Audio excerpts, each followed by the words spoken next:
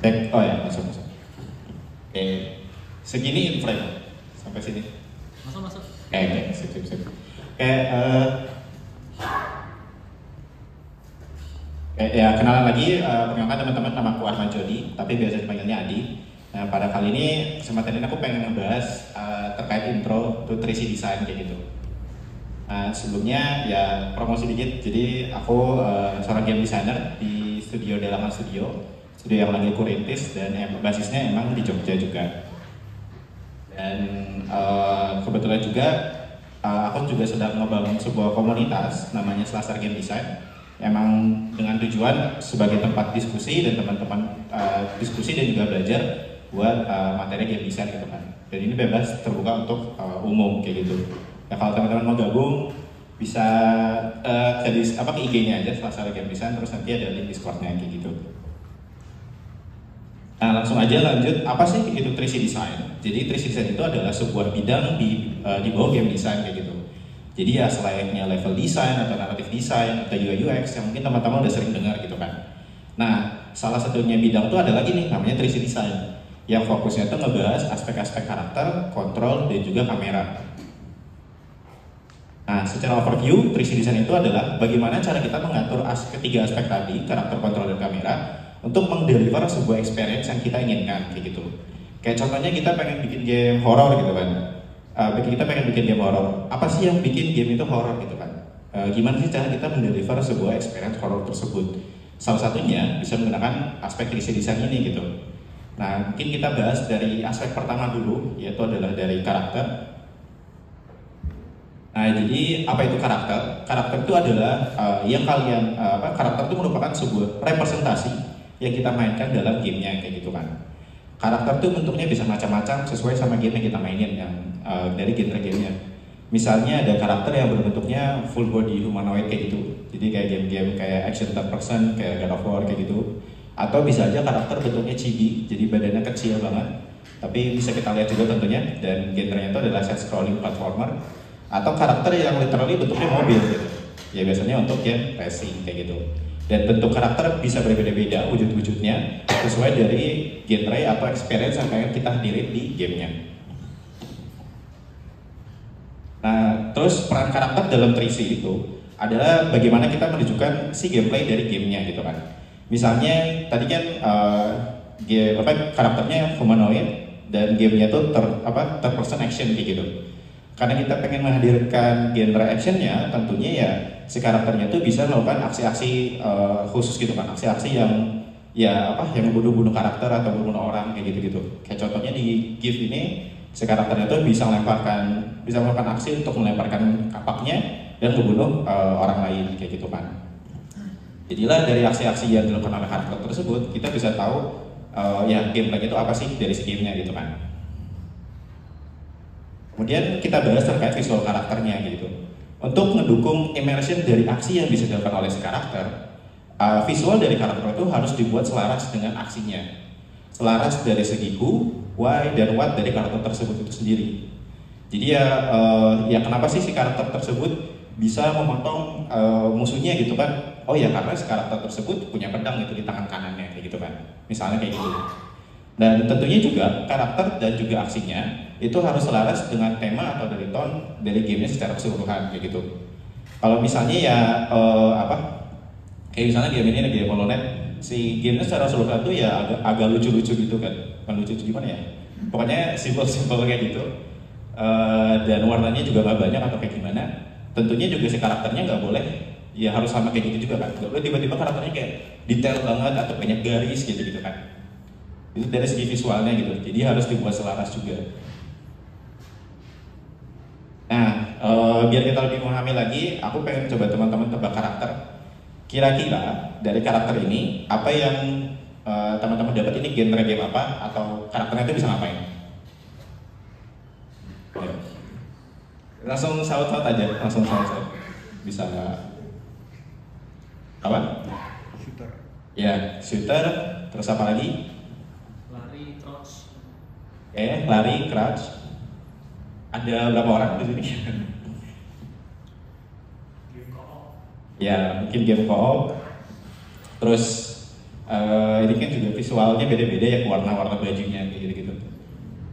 Nah, jadi bisa bunuh teman sendiri. bisa bunuh teman sendiri. Nah, jadi ya nama game itu game Alien Swarm. Jadi ya benar karakternya bisa nembak. Terus di sini ada game co-op, ada 4 orang kayak gitu. Terus musuhnya ada banyak, settingnya gelap kayak gitu. Itu udah kita dapat dari karakternya gitu kan. Terus tebak karakter yang kedua. Nah, ini namanya aku sensor biar susah.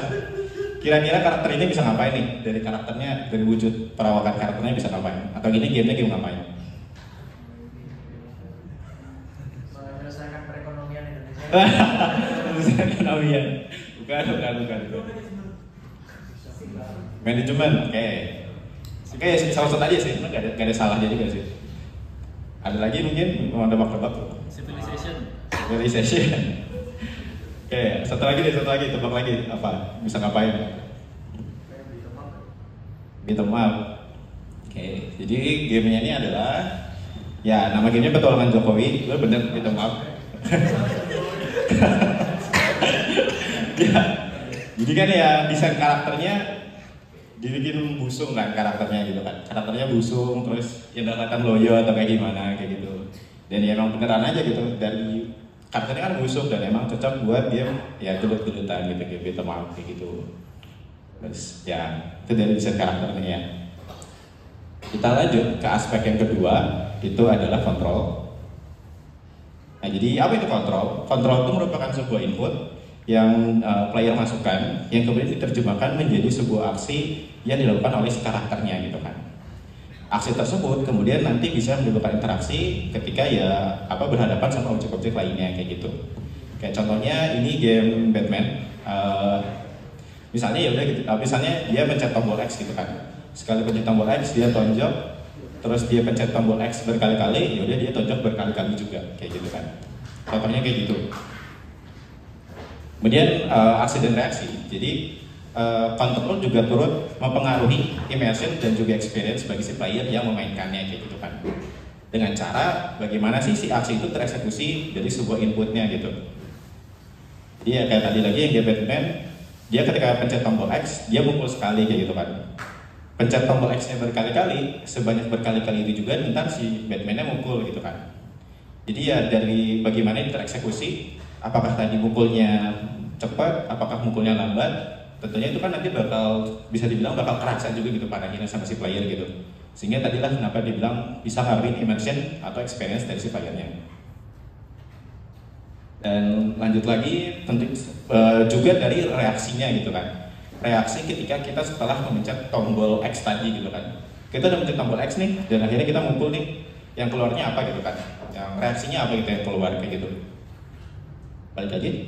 Nah, di sini bisa kita lihat sekali kita mukul, si Batman mukul, si kameranya itu agak goyang gitu loh. Agak goyang. Dan mungkin tujuannya adalah untuk ngasih impact bahwa pukulan si Batman itu cukup powerful gitu kan. Sampai-sampai ya menggoyangkan si Deathstroke-nya gitu. Deathstroke kan ya? Nah ya, menggoyangkan Deathstroke-nya gitu, si musuhnya gitu. Jadi ya dengan cara tersebut, reaksi itu tuh bisa tadi ngasih pesan bahwa pukulan tadi itu impactful. Nah, ya reaksi itu ya bisa macam-macam bentuknya, bisa tadi kayak kamera shake, bisa ngasih getaran di controller kita, misalnya kayak gitu. Terus bisa juga mungkin dari UI, bisa ngasih damage stance atau hit mark kayak gitu-gitu. Dan ya reaksi yang tadi akhirnya ditimbulkan dari kontrol dan dari input, akhirnya itu mempengaruhi dua elemen 3C lainnya gitu kan, si karakter dan kameranya. Nah terus di sini ada keyword dalam kontrol. Jadi keyword ini tuh biasanya yang kepake untuk kita menggambarkan feel yang kita rasakan ketika kita ya mengkontrol gamenya gitu kan, ketika kita menginput gamenya. Ini yang aku bayangkan sih, mungkin ada yang bisa takut ada salah juga. Jadi kayak kontrol yang tadi itu ya rasanya tuh ya rasa natural gitu kan. Aku pencet X dia nonjok gitu kan, atau nonjoknya itu cepat gitu, nggak kerasa kecepatan atau nggak kerasa kelambanan gitu. Atau misalnya ada yang smooth gitu, bikin gerakannya smooth atau kayak gimana, atau satisfying atau presisi untuk game yang butuh akurasi kayak gitu. Sedangkan untuk game bad control ya ini istilah aja, kayak rasanya tuh clunky atau kayak kerasa kaku kayak gitu. Jadi kayak gerakannya tuh kayak patah-patah atau kayak gimana gitu kan. Terus ada slippery, ya ini yang terlalu licin kayak gitu. Terus sluggish juga ya bisa bilang. ya agak apa ya, agak berat atau kayak gimana kayak gitu, terus floaty ya terlalu ngambang gitu-gitu. Ya, ini kalimat-kalimat deskriptif aja. Tapi ya mungkin teman-teman bakal rasakan ketika teman-teman memainkan gamenya kayak gitu kan. Ya mungkin yang ngerti artinya juga teman-teman sendiri gitu ketika teman-teman mengexperience game tersebut. Nah, terus yang diperhatikan dalam kontrol itu yang pertama itu ya button mappingnya. Jadi memetakan tombol apa sih yang perlu dipencet untuk hingga akhirnya melakukan sebuah aksi kayak gitu kan. Terus dari ergonomicsnya dari sisi human side, kayak misalnya untuk pencet tombol ini tuh kayak jari kita tuh harus berapa jauh sih travelnya gitu kan. Misalnya tuh ada harus combo nih kayak pencet 3 tombol sekaligus gitu. Nah, tombol itu apakah berdekatan atau berjauhan kayak gitu-gitulah contohnya. Kayak ya misalnya kayak button mapping kayak kan nggak semua tombol sekali pencet langsung keluar aksi juga kan. Kayak misalnya ada yang perlu combo pencet tombol-tombol kayak misalnya game Mortal Kombat gitu kan. Pencet kanan, pencet kiri, terus baru pencet tombol X, baru keluar jurus misalnya kayak gitu. Nah, terus di aksesibilitas ini yang kemudahan untuk menggunakan kontrol untuk ke kelompok-kelompok khusus. Terus ada juga reliability, ini terkait familiaritas gitu. Kayak contohnya kontrol WSD itu udah familiar dipakai untuk jalan gitu kan, untuk di genre-genre game tertentu kayak gitu. Terus kita bahas ke aspek ketiga yaitu kamera. Nah, kamera dalam 3C itu perannya untuk mengenhance experience dari si gameplay itu sendiri kayak gitu kan. Jadi kayak contohnya kayak di GIF ini di game Spider-Man. Di sini kan dia melemparkan si musuhnya ke atas gitu kan. Dan bisa dilihat bahwa si kamera itu ya berganti-ganti gitu. Jadi awalnya yang fokusnya di Spider-Man aja, di mana si Spider-Man itu diletakkan di tengah di layar. Terus pas dia lempar, si lempar musuhnya kameranya gerak ke atas gitu kan. Dan yang difokuskan tuh adalah si musuhnya kayak gitu. Terus di lanjutannya pas musuhnya akhirnya dilempar dan akhirnya si Spider-Man-nya jatuh ke tanah gitu kan. Dan kerasa ada kayak getaran dikit gitu. Sehingga ya dari situ juga bisa ngasih perasaan impact bahwa serangannya si Spider-Man tuh cukup kuat gitu. Yang mungkin bisa aja one hit KO si musuhnya gitu ya. Kalau kita dari rasa-rasa dari si kameranya kayak gitu. Jadi ya dari kamera aja tuh udah bisa ngasih pesan kayak tadi gitu kan. Nah ya perannya juga kamera dalam 3C itu ya untuk menentukan visibility atau kayak sudut pandang dan juga cara kita nge-framing si objek-objek itu kan dalam kamera. Pertama dari visibility dulu. Jadi visibility itu nentuin bagaimana cara kita apa sih yang mau ditujukan dalam satu frame itu kan dari sudut pandangnya kayak gitu kan. Ya jadi kayak contohnya biasanya ditentuin juga dari si kamera view-nya, apakah kayak ini kayak side scrolling atau misalnya top down atau isometric atau third person atau first person kayak gitu kan. Nah kayak contohnya di game ini nama gamenya Celeste, di sini tuh ini kan game side scrolling platformer juga kan, tapi di sini dia lebih banyak elemen-elemen puzzle-nya gitu. Nah di sini di kamera itu sengaja kita tuh udah bisa langsung lihat semua isi ruangan di sini gitu kan. Semua elemen-elemen puzzle itu udah langsung kelihatan. Oh kita tahu letak puzzle-nya ada di sana gitu kan. Oh kita tahu kita geraknya harus kemana, harus memutari kayak gitu. Terus kita juga bisa tahu obstacle-nya ada di mana dan gerakan obstacle-nya kayak gimana kayak gitu. Nah sehingga dari visibility yang seperti ini untuk game puzzle ini, jadi player tuh sekali lihat tuh udah bisa tahu apa yang harus dia lakukan kayak gitu kan. Jadi ya makanya visibility itu ya sangat berpengaruh juga gitu ke experience-nya tadi. Dan tentu juga termasuk ini menentukan juga kayak menunjukkan juga si karakternya kayak gitu. Kayak kalau kebetulan di game ini yang tadi sengaja pengen visibility-nya itu adalah ke si puzzle-nya tadi, ke si ruangannya tadi, si karakternya tuh emang dibikin ya udah kecil aja gitu. Bukan karakter yang ukurannya besar gitu.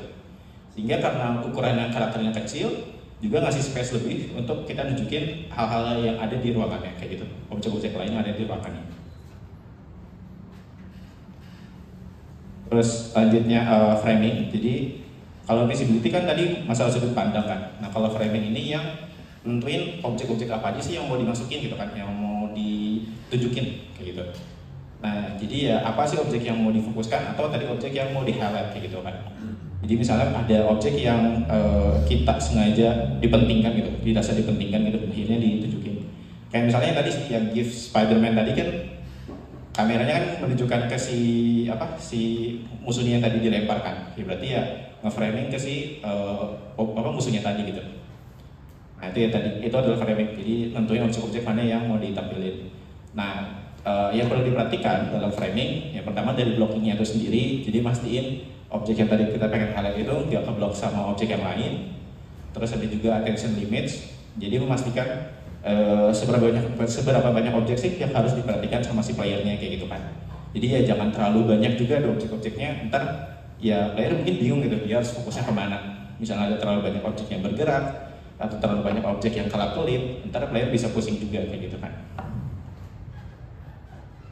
Terus ya di kamera juga ada transisi dan ya tadi juga video effects.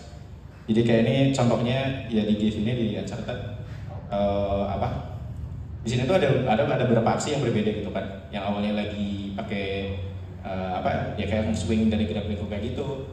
Awalnya fokusnya kamera ke sana, terus fokusnya jadi berubah pas dia impact tonjok si musuhnya, terus balik lagi ke atas buat nunjukin si musuh yang ada di atas kayak gitu kan. Gitu. Ini ya contoh implementasi dari 3C gitu. Kayak ini misalnya game third person shooter TPS atau game Rogue Company. Di sini bisa kita lihat si karakternya tuh bentuknya gede, emang full body kayak gitu, dan emang ditunjukin ya udah hampir semua badannya tuh kelihatan kayak gitu. Ya jadi biar kita si player itu bisa lihat si karakter itu lagi ngapain gitu kan, entah dia lagi nembak, ataukah dia lagi nge-scope, ataukah si karakternya lagi dodge roll, atau lagi crouch, itu bisa kelihatan semua langsung sama si playernya kayak gitu. Nah di sini game third person ini si posisi karakter itu gak pas di tengah gitu, di tengah tapi kegeser dikit. Ini kalau kelihatan tuh ada crosshair gitu di tengahnya. Jadi yang di tengahnya adalah crosshairnya, yang mana tempat si player itu nembak nanti ngarahnya kemana gitu, itu si crosshairnya kayak gitu. Terus ya dari segi kameranya juga ya tadi kameranya tadi cukup besar visibility-nya. Jadi kayak si player itu tuh bisa lihat apa aja yang di sekitarnya kayak gitu. Mungkin di gambar ini nggak ditunjukin, tapi di game ini tuh kita bisa nge-cover badan kita gitu. Jadi kayak cover kayak sembunyi di bawah meja, sembunyi di samping meja atau sembunyi di samping tembok kayak gitu. Tapi pas kita melakukan cover itu tuh kamera kita tuh tetap bisa melihat hal yang lain gitu, bisa melihat environment yang lainnya gitu. Beda kalau game first person shooter kan ya udah kalau kita naruh badan kita di samping tembok kan ya udah kita nggak bisa lihat apa-apa gitu.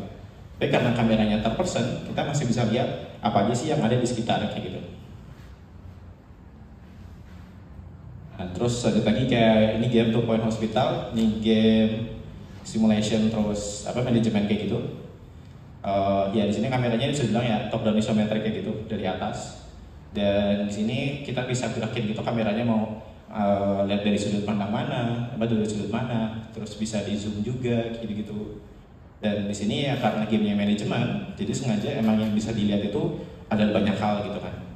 Dan entar informasi-informasi itu ditampilkan lewat pop-up icon kayak gitu-gitu. Nah ini contohnya. Terus nah ini yang unik juga kayak Resident Evil 2. Nah, di sini kan kameranya nggak ngikutin si playernya gitu kan, nggak kayak third person atau kayak first person kayak gitu. Tapi dia kameranya jauh lebih mirip kayak CCTV gitu, ditaruh di sudut-sudut ruangan.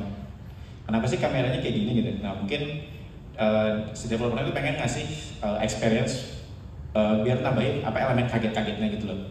Jadi kan kayak di karakter yang di GIF yang kiri kan tiba-tiba pas dia jalan ada polisi ngesot gitu kan, dan yang awalnya nggak kelihatan jadi tiba-tiba ada dan akhirnya mungkin bisa jadi kaget. Terus jadi ya ini ya bisa implementasi aja, jadi kayak fixed kamera pun yang kayak gini juga bisa gitu. Terus karena tadi kan ngomongin kebanyakan 3D ya. Nah ini game yang 2D. Jadi tentunya di 3C juga ada di game-game 2D. Kayak ini contohnya di game Synthetic. Di sini gamenya top down shooter. Jadi lokasinya si player itu nggak berada di tengah layar, tapi ya agak menjauh gitu dari tengah layar. Dan kalau teman-teman perhatiin lokasi player itu tuh dipengaruhi sama si pointer tempat kita nembak itu. Jadi lupa namanya. Cursor. Si cursor, si cursornya gitu kan. Nah jadi kalau cursornya lagi di atas, si karakternya ditaruh di bawah di kameranya. Kalau si cursornya lagi di kiri, si karakternya ditaruh di kanan kayak gitu. Kenapa? Jadi biar nambah visibility apa sih yang bisa di player lihat atau apa sih yang player bisa tembakin kayak gitu kan. Soalnya yang player bisa tembakin kan persis yang ada di depan dia gitu kan. Makanya di bagian depannya player itu tuh dikasih space lebih. Terus bagian bawah belakangnya player itu malah dikasih space-nya lebih sedikit kayak gitu.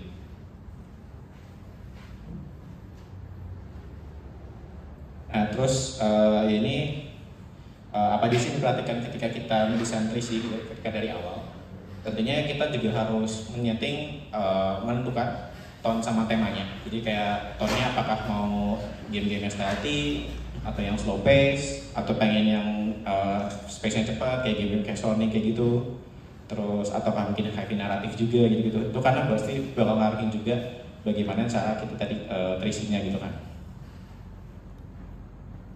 Terus kita juga menentukan kamera view-nya, apakah mau side scrolling, mungkin kayak side scroll ini keunggulannya bisa ngeliat semuanya, tapi kayak cuma satu dimensi doang, kayak game kayak platformer atau puzzle atau adventure.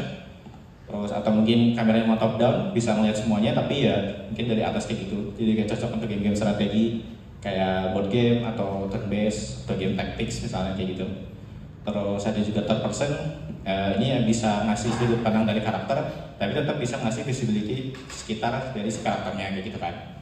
Terus mungkin yang keempat ada first person, ini kayak benar-benar full immersion aja. Jadi ya dari benar dari matanya si karakter gitu ceritanya. Terus ya kita terakhir apa di karakternya sendiri, kita perlu tadi kita sudah bersinggung ya ada who, what sama why-nya. Jadi dari segi who siapa karakternya, terus bagaimana visual yang terbentuk badannya, bagaimana appearance-nya, terus dari what itu apa sih yang player itu bisa lakukan gitu kan, aksi-aksinya gitu-gitu. Dan ketiga itu dari segi why-nya, kenapa karakter tersebut tuh bisa melakukan hal demikian gitu kan, di aksi tadi.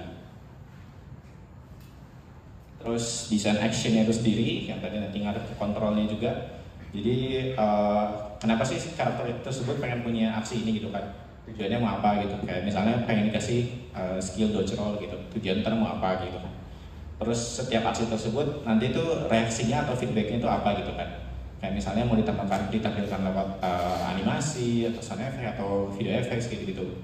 Dan butuh berapa lama untuk ya misalnya kayak contoh butuh berapa untuk aksi tersebut gitu kan. Kayak misalnya channeling gitu misalnya, atau harus pencet dulu tombolnya buat akhirnya keluar aksinya gitu. Terus button mappingnya, jadi kayak tadi misalnya mau sekali pencet apakah langsung keluar nonjok kayak gitu, atau misalnya harus kayak combo dulu, kayak pencet beberapa tombol akhirnya baru keluar jurusnya gitu kan. Kayaknya udah sih, kayaknya kecepatan ya. Waktunya udah selesai, apa game intinya presentasinya udah selesai. Mungkin ada yang mau ditanya dulu? Boleh, sambil mungkin kenalan.